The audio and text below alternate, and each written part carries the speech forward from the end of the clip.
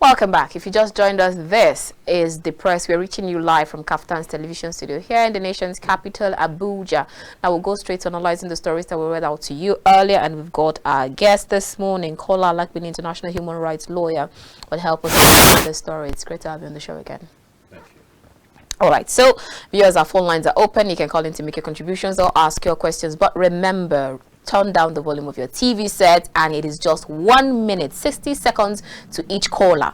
All right, so let's go straight to our headline for this morning. We'll begin with Nigerian Tribune, and tomorrow is the big day for a lot of people with regards to the election petition judgment. The tribunal will be giving their judgment tomorrow, and then Nigerian Tribune says live telecast as court decides Tinubu Atiku Obi's fate tomorrow. But then there's a caveat, says entry into courtroom strictly on accreditation. And then again, you have another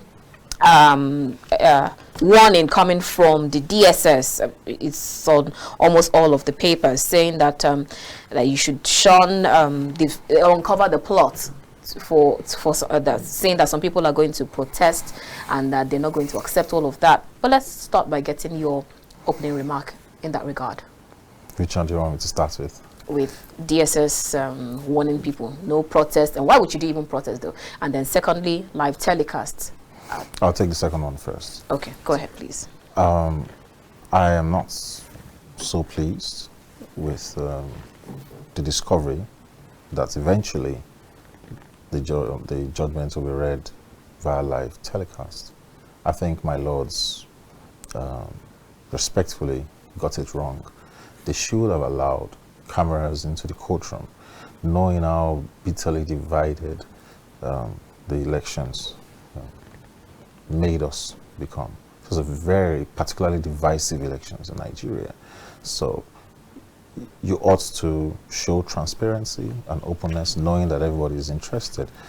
I don't understand the logic now when you have done your, the proceedings were conducted in camera, so to speak, and you now say you want to do a live telecast. I struggle to follow the logic there. That's wuru to the answer for me. Ah, really? Yeah. Why weren't you open from the beginning? And so everybody follows the proceedings, and they'll put a panel done live, and maybe that will have even assuaged the feelings of people and the citizens of this country when you can see the transparency that goes on in the court of law. So you've done whatever you want to do behind, and then you want to announce. Oh, they've actually done things behind? Is that what you're saying? You've done the taking of evidence behind. You've interviewed the witnesses who were put in the stand. You've admitted or rejected which evidence you want. All these were done behind closed doors. In the privacy of the courts, where cameras were not allowed. You remember that I think one or two of the legal teams of the contestants, asked that the television proceed. So if you refuse them, then I think you should refuse them all the way. Why do you want to now tell us the results over TV when you didn't tell us how you got to the results in the first place? I think that's the thinking of the common man on the street. Okay, and we could have done better. The world has gone beyond, cutting people off. We watch international proceedings of the International Criminal Court via television. Charles Taylor's trial, for instance, and a couple of other ones. You should, even the Querimadu's was televised, and we all saw,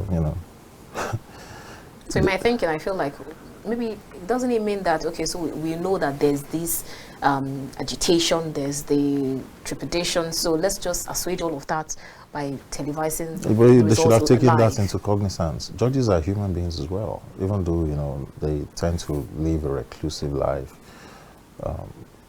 without mingling with the societies too much so that they're not tainted. But they have children. They have children. They have spouses. They have a way of getting feedback from the public. Some of them go to church. Some of them go to mosque. Some of them go to, you know, maybe the golf club or something, and they get feedback. So they should have known that the mood of the country was one that wanted openness and, you know, vested interest. Otherwise, I don't support the slogan, all eyes on the judiciary. Oh, okay. I do not. Do you see it as blackmail? It is contemptuous. It is contempt of court. Don't you see it as a subtle nudge? It is contempt of court. That's it. You don't talk about the proceedings. You don't try to intimidate judges. It's contempt of court. Where I think my lords got it wrong was to have allowed openness into the courtroom. Perhaps we wouldn't have the hashtag all eyes on the judiciary. All right, so like... and then the second side of your story was, it said something about the DSS, wasn't it? Or SSS or whatever the nomenclature they choose. DSS is not recognized by the acts that set them up. For them to have a change in name, you have to change their name in the law, and that law has not been changed. So they are actually in breach of the law. Their real name is SSS. If they want to bear DSS, they need to go to Parliament, and that name has to be changed from SSS in the acts that set them up into But you DSS. still have both of them. You still have the DSS, you still have the SSS. So at some point, a lot of people are even like confused. Which one is DSS? Someone just decided to change SSS by directive to DSS, and that's typical of the way we do things in Nigeria. You know, we just, depending on the side of the bed that whoever wakes up and just. So if they're saying that they've uncovered the plots and etc., etc., and we choose to believe them, then I think the best thing is to tell people to just stay away from the courtroom, stay away from the. I know we have a constitutional right to protest and everything, but any right-thinking individual would just stay in their homes until this evil wind blows by. It's an evil wind that will blow no good to anyone.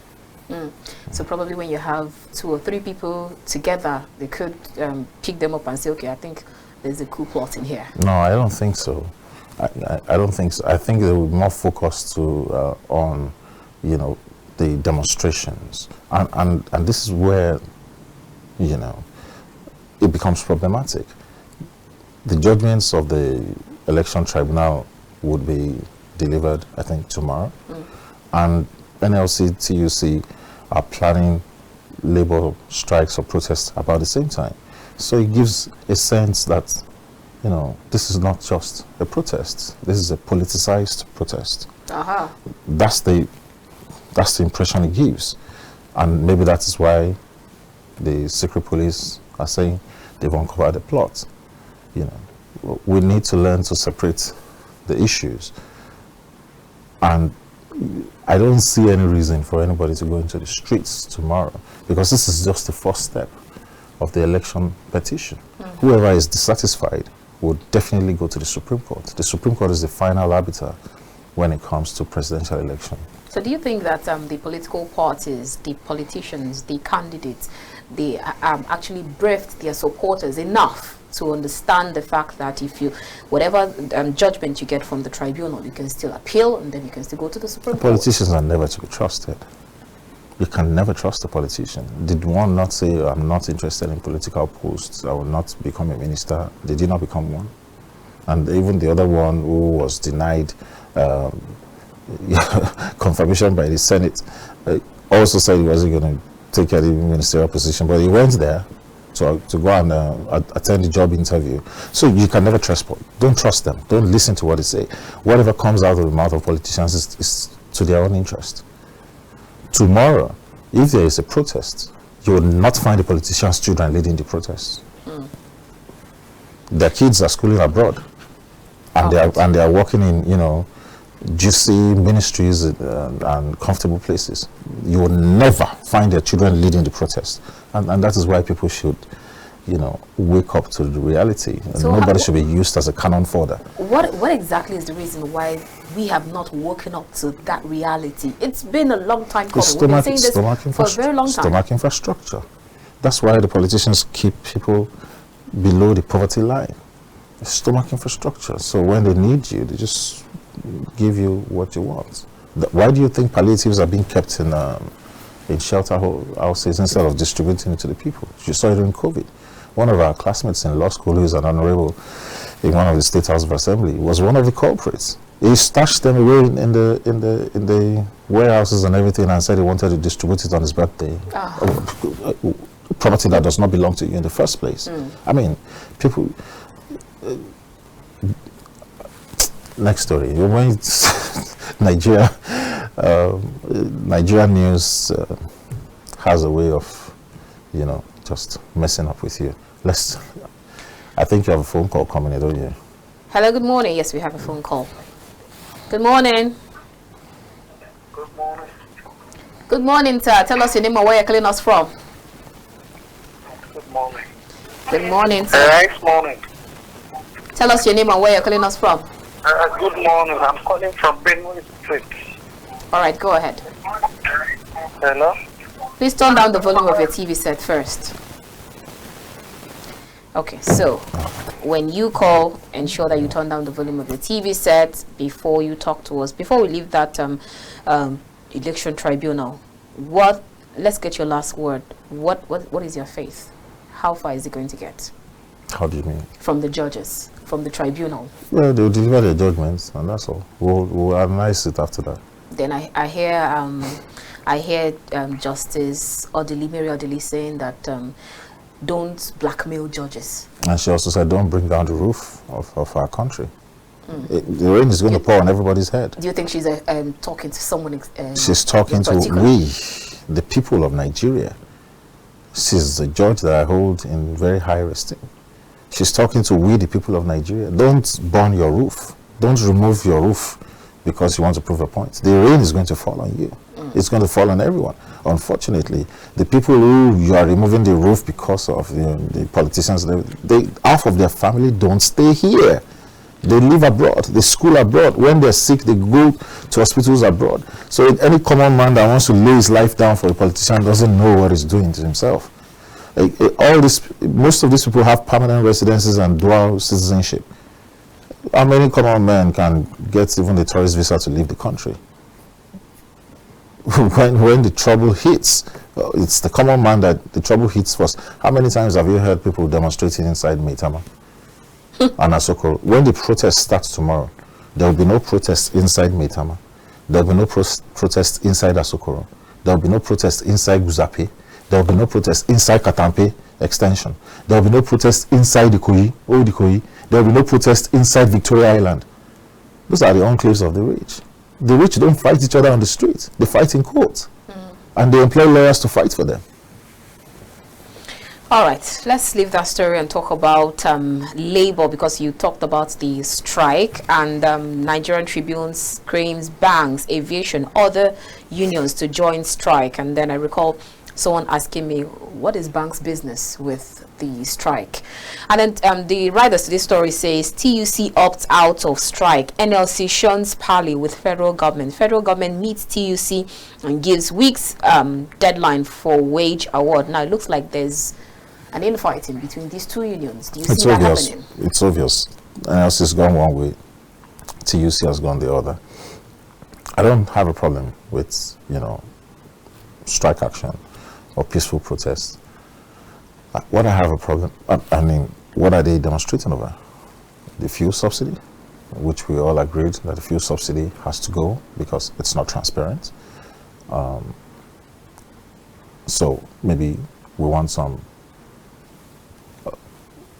process to be in place to assuage the feelings. Maybe how many days do we go to work if we should start looking at working from home instead.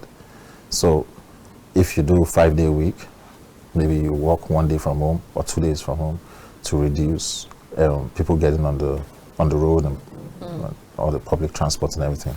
You can reduce that. I'm not so sure about increasing salaries every time, because all it does is it just drives off inflation. And the prices, when they go up in Nigeria, they seldom come down.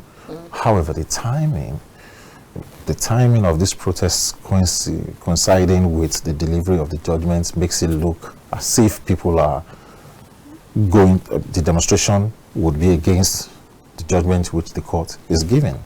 So there's a problem there.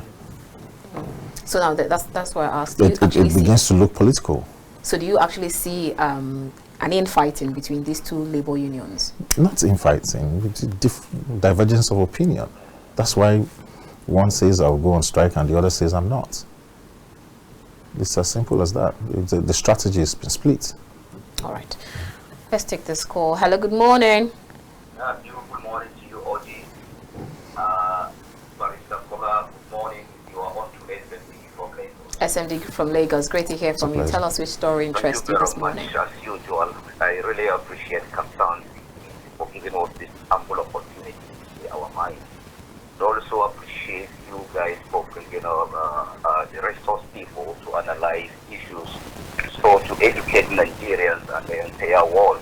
I don't know whether you believe Kaftan TV is now has a global audience, so everywhere in the world they are watching Kaftan TV. So this is a credit to the nation and to the entire management of Kaftan TV.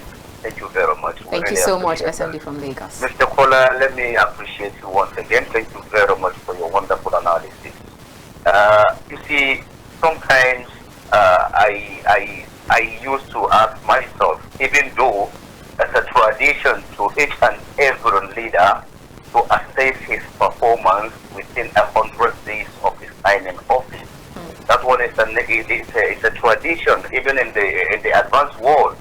But to me, I look at the policies and then I ask myself, are these policies going to be sustained? If we sustain them, fine, we appreciate and then we continue. But remember, it's in this African continent that we lack the ability of a continuity in government. That's one aspect that we need to watch out. Because I believe no matter how weak you are, when you are a governor or a president, they must have something on ground that, yes, it will help the nation to improve in terms of economic security and so on and so forth. But in this economic setting, like I always made mention, long ago, the financial system and the economic system of the nation, they are not in the same ground. It was just operating that we've seen the present administration try to do something when it comes to economy. But sometimes the economic and the plan or the policy of the federal government, they are not in line with the governors in their states. Look at, for example, the palliative issue. Each and every Nigerian knows that the Federal Accounts Allocation Committee has been generating big money and the states are getting bigger than what they were getting before. Why are they always expecting the palliative from the federal government? Them in their own state, what are they doing at least to assist the federal government in terms of controlling all these subsidy removal issues and so on and so forth? Right. That's number one. Secondly, where I see weakness in our leadership, I'm sorry to say, the recycling of leadership. The recycling of leadership. Believe in me, many Nigerians did not expect to see this cabinet attached with many governors. Even though maybe he did that for compensation, I don't know. But what I like much is, like he made mention, he's going to put eye towards them. Anybody who performs below is going to do away with him. Meaning, we're going to see some changes in the process of the governance, unlike what we have in the previous administration, that people will be crying, challenging issues, but no any action. So I hope and pray, like I always say, it's too early for me to assess the government. But let us hope and pray. All the policies will be put in place, and the Nigerians will appreciate them in the near future. Thank you very much. I remain SMD from Lagos, and I wish you all the best. Thank you so much, SMD from Lagos. Great to hear from you also. Let's pick another call. Hello, good morning. Good morning. Elder Zion, good morning. Thank you very much. Great to hear from you, sir. Please, I want to comment on tomorrow's program. Please do. When the presidential tribunal will be giving their verdict. They said the patient dog in the second poll that congratulations that had asked. We are going to have verdict tomorrow by God's grace. So but then I think there is nothing to celebrate because he who plays the piper dictates the tune of the music, and he who appoints judges. I don't think that the judges will buy the finger that feeds them. But all the same, let us see what God will do tomorrow. All right. Having said that, as I know the analyst today, I don't see him because I'm calling on phone. He don't have light. Oh. But I know he's doing a good job. I want him to assist me in one or two questions. Go ahead. Because of time. One, who is the Minister of Petroleum? Before, the 2 or 3 dispensations, he used to be the president, and the people are wondering, why should he be the president? All right. Other things that agriculture, they used to give it to the north because they feel that the north had the potentiality of producing food. So the minister should come from there. The minister of defense too, they used to give to the north because the enormous population of northerners in the army, and they gained the voluntary attitude. All right, Zion. I think just land on your thoughts so he can take your question. Okay, so now, why is it that if it comes to the issue of petroleum, they cannot give it to people from the Niger Delta? That is them producing space, only producing space. Why can't they produce the Minister of Petroleum? Okay. Please let the analyst help us to answer this question. All right, he will definitely. Thank you so much, Elder Zion from Jos. Good to hear from you also. Okay, so we'll leave you to answer this question. Okay, because I remember asking that same question, that do we always have the president become the... we don't always have a president. The last dispensation and now this administration. This trend started under Chief Olusegun Obasanjo when he came back in 1999 and he decided at some point in time that he wanted to be the Minister of Petroleum because he wants to know what's going on. So the Minister of Petroleum basically supervises the Petroleum Ministry. He awards oil mining leases, oil mining license, all this, etc., with the assent of the President. The Minister cannot do some things in the Ministry of Petroleum without the President's signature.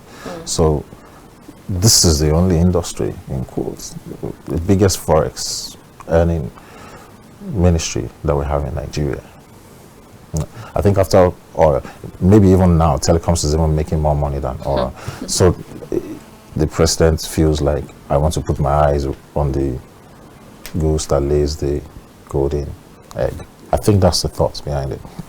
And if you look at Goodluck Jonathan's administration, when he allowed the Zani to run the oil ministry, and then look at the scandals that emanated from there.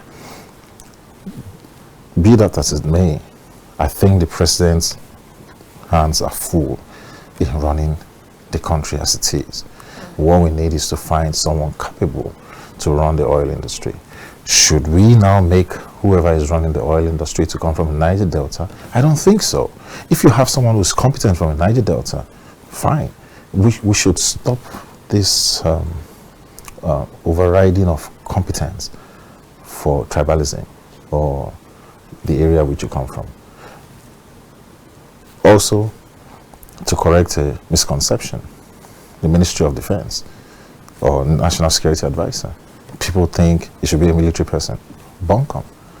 It shouldn't. You should just be someone who is skilled in who knows his onions as far as security, architecture, and all that is concerned. Condoleezza Rice is not a military woman. She was, national security advisor in the United States. Alhaji Ribadu, who was Minister of Defense in the First Republic, was not a military person. And it's about time that we need to put our foot down. I think we've even had that before when we had Jimeta Gambo, we had Gwazo Ismaila. Ismaila Gwazo was a policeman. Yes, retired policeman. So, Ministry of Defense should be headed by a civilian, not by a military man. You can have the Chief of Defense Staff, Chief of Army Staff, Chief of Air Staff, but the Ministry of Defense should, as a matter of policy, be headed by a civilian who knows his onions about security. Let the military bow down to a civilian. That is the rightful thing. It is a civilian government, and we must emphasize. The president is an accountant. He is a civilian, but he's commander-in-chief. And the Chief of Defense Staff, Chief of Army Staff, they take directives from him. He has the power of iron and fire. And that is the way it should be. It's the same thing. Donald Trump is a military man. Yes, he went to military academy. Obama never went. Obama was commander-in-chief. They did not find and nail down Osama bin Laden. This is the problem that has been inflicted on the psyche of the nation by the incessant coups which we have had in the past and the military incursion. We don't know left from right anymore. And the elders who know, they are a dying breed. They're just, All right, so then there's no proper transfer of knowledge. So if you actually say that we as Nigerians, we should remove our minds from the fact that it should not be given to a particular religion or particular region. No, so how about when you have inter-service rivalries between these same security officers? You have EFCC breathing under the DSS and all of that, and then even the service chiefs also. You want the short answer? It's the president's fault. The buck stops on this table. He's the one who allowed it. If he doesn't want to allow it, fire all of them and replace them the next morning. The president has the powers. You will see them sit up. It's like a parent who allows the children. You're driving to church or mosque and they're pickering at the back of your seat, and you're telling them, shut up. Don't make noise. Well, if you're a decisive people, just one look at your kids at the back. Even though we don't have those kind of looks anymore these days. I do. Just one look. You know, it's the president's fault. He knows what to do. Hello, good morning. Hello, good morning, Annabel. Hi, good morning.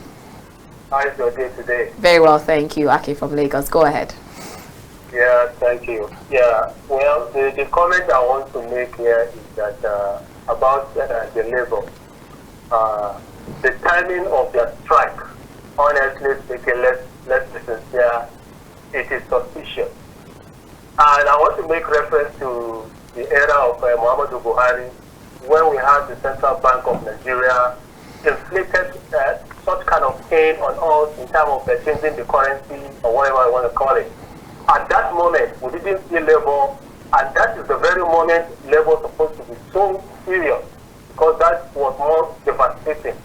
They never came up for any strike, but they even supported it because they felt that it's an advantage to them. Politically, I'm just trying to analyze it to you, okay? I may be wrong, all right? So they supported it because they felt that could be an advantage for them, because the person in question is from the party that is trying to change the narrative. Then the masses will definitely go against that person. So you can see that logic. Now, this time around, they are planning to go on strike when a judgment is about to be delivered. So it's very, very suspicious, but nonetheless, whatever, if they like, let them go several years for that, because it's nonsense. The strike they're going for it. No, it has no even sense. Reason being that it's just one is selfish, because labor is just for few from among Nigerians. Okay? All right. So as they saying they are fighting for the generality of Nigeria, there is more to that their strike. But let's leave it there. Thank you. Then in conclusion, please, let me just conclude this.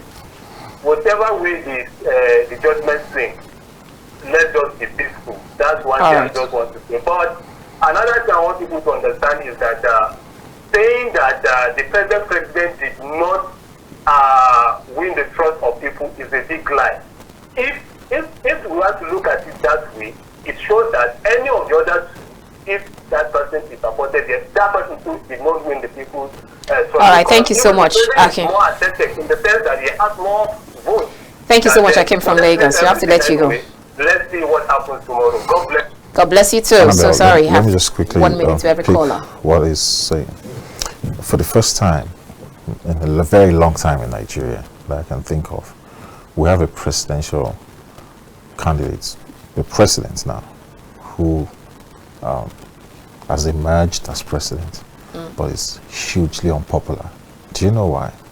Because the opposition party refused to wield themselves into one large party, and they were unwilling to step down for each other. If they had done so as the opposition, the chances are that we will not have a Bola Tinubu as president, because if you combine the votes of Labour Party and PDP together, they overwhelm the votes of APC.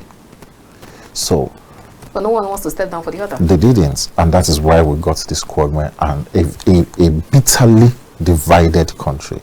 Because if those votes of the opposition were together, there will have not been a whimper, because the president, the incumbent, will have been overwhelmingly defeated. And that is why he took his chance. He took his chance because he knew that he could drive a wedge between them, a splinter, and he could get away with it. It's pure mathematics. That's what he did. It's the same calculation which he did for Muhammadu Buhari, who had been trying to come back after he was relieved in a coup in 1983. He had been trying to be president in 2003. He always won faithfully in northern Nigeria, which showed he's a regional leader. It was not a national, and it showed in his presidency. He was nepotistic. He favored the north more than any region. He just blinded his ears. Even the appointments were skewed towards the north. That was the reason why Muhammadu Buhari always lost, because people remembered long enough that this guy is regional, until Tinubu helped him, to say, you're not going to win. You cannot stretch your hands across the Niger. We, the West, will join with you. Forget about the East. If you can win the West and you can win the North, you can turn around. And that was until then, before Muhammadu Buhari won. And that is the same chance that Bola Tinubu took. He fancied himself and said, look, I'm not going to bother with the East too much. I'll go with the North and form a merger with them. And that's what he did, because an Atiku Abubakar, which comes from a party that is, hugely popular in the southeast or the eastern region. Let me use the three regions. The PDP is hugely popular in eastern region. Okay, now has a Peter Obi, who is from the eastern region, has come to split the votes, and that's why Bola Tinubu won. But what of all those who are happy with the fact that it's no longer a two-party system? Yes, we agree it's no longer a two-party system, but whoever is going to be president must have the overwhelming result. Okay, if you don't merge, you may not be able. If you don't merge, we're going to get the results which you got now. We're going to get a winner, but we're going to have more votes in opposition, more than what the president got. And that's why it feels as if he didn't win. Do you understand? Because those other areas where those votes didn't come from feel disenfranchised, but their votes are not enough to overturn him. Okay, if you want to be class prefect, okay, and two other people are trying to join with you, and the votes are now split. You match as class prefect, maybe out of 20 votes, you won maybe like 8 or 9 or something, and the other people split it, and it's so very close to each other. So maybe someone got 7, my maths is usually poor, someone got 7, someone got 8, 7 plus 8 is 15, right? And then you got the rest, and they're saying, how can he win? He didn't win. That's exactly what's happening. The number of votes in opposition are more than the votes of the president, but he won, because what the constitution says is for you to have a simple majority. All right, time is fast spent. Let's quickly see how we can merge like 3 questions before we wind down. Guardian newspaper says Tinubu's burden of resetting Nigeria in 100 days, and they made mention of quite a number of things. They talked about the fuel subsidy removal. They talked about worsening FS crisis, rising poverty, rising inflation, quite a number of them. That's one on the side. We'll talk about that. even as they're counting down to 100 days. And then Guardian is giving us this report. So now the flip side, and I think the Nigerian Tribune says Nigeria's economy was put in a mess under Buhari. This is coming from Sanusi Lamido and former President Obasanjo. We all agree that Muhammadu Buhari was a very poor leader of men. And as far as the economy is concerned, it totally didn't get it. Be that as it may, we don't want a president who says his lifelong ambition is to be president, and who is probably one of the most prepared people ever to become president of Nigeria. He had been senator when Chief MK Abiola contested in 1993. He had his eyes on the presidency, and you can see that he tried to avoid the mistakes that Chief MK Abiola made to get to where he got to. You cannot prepare to be president for 30 years, especially even when we exercised concern that he looked frail, or would he be able to do the job. Bola Tinubu of today was not the Bola Tinubu of 2003 when he was living as governor of Lagos. He said, the president's job is to think. He's not going to dig a grave. He's not a laborer. He's going to think. He knows, right? So I have no... He begged for the job. He applied for it. So this is time for action. There's no... So should we keep counting all of this hydra-headed challenges, the fuel subsidy removal? I think for someone who says is prepared, these first 100 days should have gone better. That I wouldn't prepare to be president of our country for 30 years, and I'm not going to have a ministerial list ready in 48 hours. That was the first sign of unseriousness to me. I would, if I want to rule this country, and I've been mulling about it to my friends and colleagues and everything, I'll probably have like four reserve lists apart from the main one. It's like when the Green Eagles, I grew up watching the Green Eagles, they'll call them in a name now. I'm usually, a stickler for old things. Say the Eagles want to play now, okay? Look how they used to play under Westerhoff. When Westerhoff was the coach of the Eagles, he could raise 3 Nigerian teams equal at any point in time. When we were playing international friendlies, Westerhoff could use one team, different. Next time they're playing under friendly, second team completely different, a third team. So that's what the president ought to. By now, they should have been prepared. Before, on the day of swearing, as they were swearing, in the next day the list goes out to show your preparedness. You don't even have to fill out at least the key industries or the key ministries, rule of law and order, Attorney General, right? Minister of Finance, Defense, Health. Those are the indices. That's how you are measured internationally.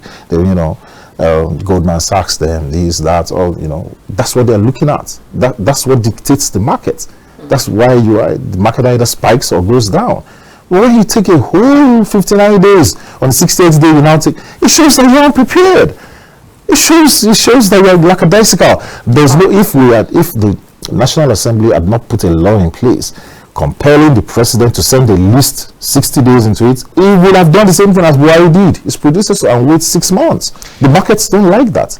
All right, let's take our last story as we move straight to the foreign scene. Gabon coup leader General Nguema sworn in as interim president, and we're still talking about the Niger coup, and now we have this one, and then we saw how the president of Rwanda had to recycle his military officers. Same thing with the Cameroonian president Paul Biya.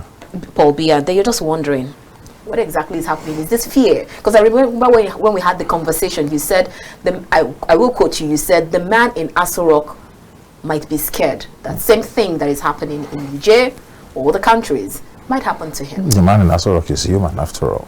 So that's typical human behavior if he frets.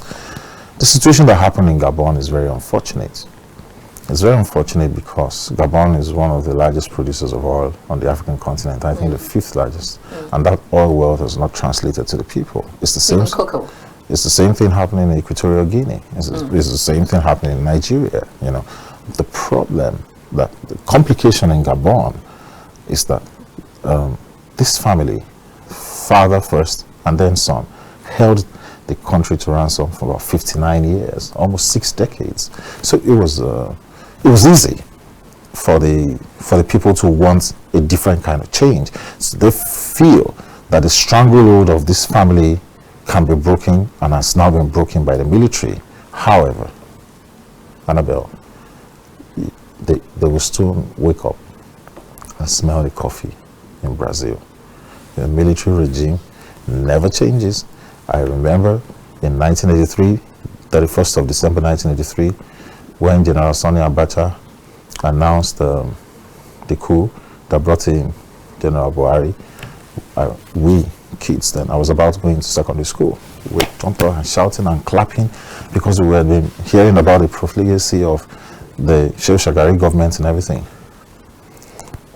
He himself was overthrown a couple of months after. The coup announced by Dogo Yaro, bringing in General IBB, Ibrahim Badamasi Babangida. Babangida presided over one of the most corrupt military regimes in Nigeria. He almost refused to go. He stepped aside, brought in a Shonekon. Shonekon was booted out by the court in Lagos. Justice Dolapo Akisoya, the interim national government, saying it was illegal. Sani Abacha did not even wait for the government to file an appeal. He muzzled in, shut down protesters in Oshodi and everything, and seized power. 5 years of Abacha. I was in university. It was horrible.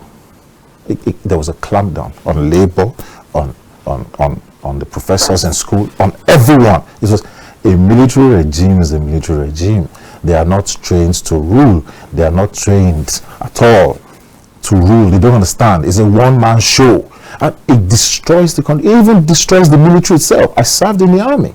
And you can, towards the tail end, you can see people, classmates who got into political positions and see the disparity in their lives with their classmates who were career military men. Their wives, were hungry. Their wives will be angry. Is that not your mate? See how many cars they have in their compound. It destroys the military, destroys the mess culture. The military itself becomes, a Frankenstein monster unto itself, preying onto itself. It destroys the mess culture because normally you go to the mess, they have, all this tombola, this and everybody started running away from the mess because if you're together, next thing, military intelligence comes and says that you are planning a coup. So it killed the mess culture. I'm telling you because I lived in the barracks. I was an instructor. So I know these things. And it destroyed their family life, it destroyed the community, it destroyed we as a people. So now shutting down our universities, the military, they don't listen to anybody. So when you have people say that, okay, fine, they would wear the khaki for a while and then come back to it is not true. Isn't that what we have seen over time? It is not true.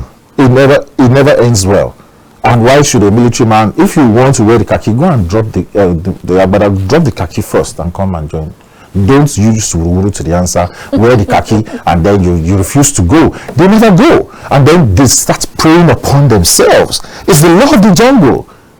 If you watch National Geographic and, a lion or something takes over a pride and all that, when it starts getting weak or maybe some other cubs, what it does, if it takes over, a colony or another where the lioness has some children, it tries to kill those kids. Because he knows that if he doesn't kill them, those kids will kill him. And that's why the military, they balkanize themselves. They eventually, show me in the history of Nigeria or where the military coups have been successful. It never has. They come in, they bring in lofty ideas. It's like a man who is having issues, domestic issues with his wife or his girlfriend. And this girl is not good enough. And vice versa. Like a girl too can have the same issues with the husband or the boyfriend. It's not good enough. I can do better. I can do. Wait. Once you beat it and the one coming, the second or the third, it will be worse than the first. It never changes. All right. Thank you so much, Kola Alapinni, international human rights lawyer. It's always a pleasure having this talks with you. Pleasure's mine. Thank you. All right, viewers, that's where we end this segment of the show as we've been talking to Kola Alapinni, international human rights lawyers.